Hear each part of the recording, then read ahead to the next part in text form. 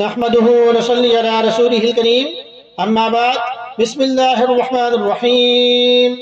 جنتیوں کی نعمتوں میں سے ایک نعمت یہ بھی ہے کہ اللہ پاک اہل جنت کا نکاح حوروں سے کرا دے گا، اہل جنت ان سے جمع کریں گے۔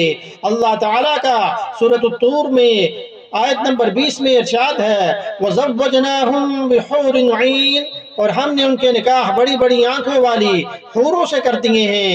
ایک دوسری جگہ سورہ یاسین کی آیت نمبر 55 میں ارشاد ہے ان اصحاب الجنت اليوم فی شغل فاکہون، جنتی لوگ آج کے دن اپنے دلچسپ مشغلوں میں حشاش بشاش ہوں گے، یعنی جنتیوں کے مشغلوں سے مراد کمواریوں کے پاس جانا ہے۔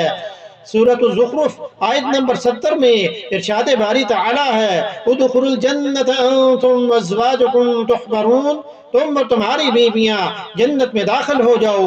اس میں نبی اکرم صلی اللہ علیہ وسلم کے متعدد فرامین سے یہ بات واضح ہے کہ اہل جنت حوروں سے جمع کریں گے۔ صحیح مسلم کی حدیث میں ہے کہ جنت میں کوئی بغیر جوڑے کے نہ ہوگا۔ اسی طرح زید بن ارقم رضی اللہ عنہ سے روایت ہے کہ نبی اکرم صلی اللہ علیہ وسلم کے پاس یہودی آئے اور پوچھا اے ابو القاسم، آپ کا یہ گمان ہے کہ جنت میں لوگ کھائیں گے پیئیں گے؟ تو رسول صلی اللہ علیہ وسلم نے ارشاد فرمایا ہاں، اس کی قسم جس کے ہاتھ میں محمد صلی اللہ علیہ وسلم کی جان ہے، جنتی مردوں میں سے ہر ایک کو کھانے پینے اور ہم بستری کرنے میں 100 آدمیوں کے برابر قوت دے دی جائے گی۔ اسی طرح نبی اکرم صلی اللہ علیہ وسلم کا فرمان ہے کہ جنتی جب اپنی بیویوں سے صحبت کر لیں گے تو وہ پھر سے وہ کمواری ہو جائیں گی۔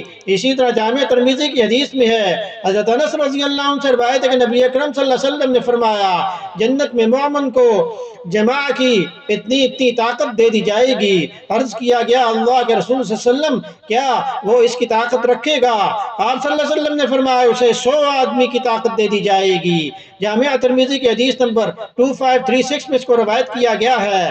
تو اللہ پاک ہمیں اطیعوا اللہ واطیعوا الرسول پر عمل کرنے کی توفیق عطا فرمائیں۔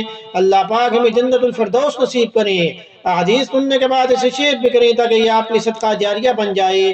وما علینا الا البلاغ المبین۔